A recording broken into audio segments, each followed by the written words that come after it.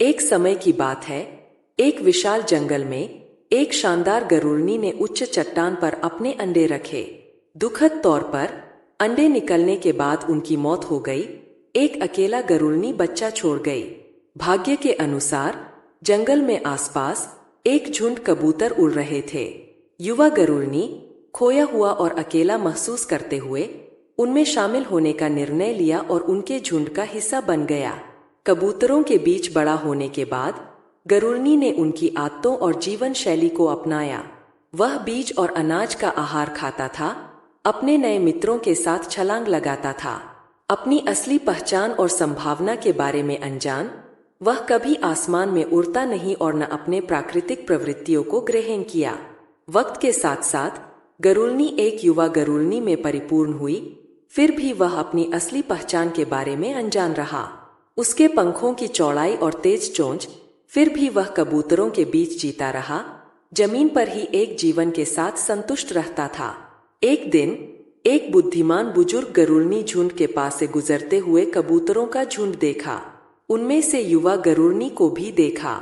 उसने युवा गरुड़नी के पास आकर उससे बात करने की कोशिश की, लेकिन युवा गरुड़नी ने बुजुर्ग गरुड़नी को बस एक और पक्षी समझकर ध्यान नहीं दिया। अचानक जंगल में एक भयानक शेर की दहाड़ सुनाई दी, जिससे कबूतर भगदड़ में चले गए और युवा गरुड़नी भी उनके साथ भाग गई। हालांकि वह बुजुर्ग गरुड़नी के पकड़ने से बच नहीं सकी, जिसने उसे त्वरित रूप से पकड़ लिया। भ्रमित और कंपकंपाते युवा गरुड़नी ने दया और क्षमा के लिए प्रार्थना की, मांगते हुए कि वह छोड़ दिया जाए। उसने यह दावा किया कि वह साधारण कबूतर है और गरुड़नी के बारे में कुछ नहीं जानता है। युवा गरुड़नी की दुर्गति को समझते हुए बुजुर्ग गरुड़नी उसे एक नजदीकी झील ले गई। जल शांत और स्पष्ट था, जो दो गरुड़नियों की छवि को प्रतिबिंबित कर रहा था। बुजुर्ग गरुड़नी ने युवा को उसकी खुद की प्रतिबिंब देखने और उसे अपनी प्रतिबिंब के साथ तुलना करने के लिए प्रोत्साहित किया।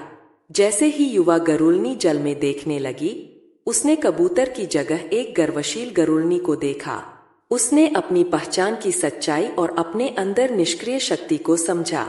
नई स्पष्टता के साथ उसने एक शक्तिशाली दहाड़ निकाला, जो जंगल में गूंज गया, उसकी आत्मशक्ति को जागृत करते हुए। उस पल से युवा गरुड़नी ने अपनी असली प्रकृति को स्वीकार किया और पेड़ों के ऊपर उड़ने के लिए नीचे के जीवन को छोड़ दिया। उसने समझ लिया कि वह उड़ने के लिए नहीं, धरती पर चलने के लिए नहीं बना था। युवा गरुड़नी की कहानी हमें अपनी संभावनाओं को पहचानने और अपनी असली पहचान को अपनाने की शक्ति के बारे में एक शक्तिशाली याद दिलाती है। जैसे ही युवा गरुड़नी ने जो किया, हमें भी अपने जीवन में लगी हुई सीमाओं को पार करना चाहिए, अपनी संभावनाओं को पहचानना और नई ऊंचाइयों की ओर बढ़ना चाहिए। हमें अपने अंदर की शक्ति को मुक्त करना चाहिए।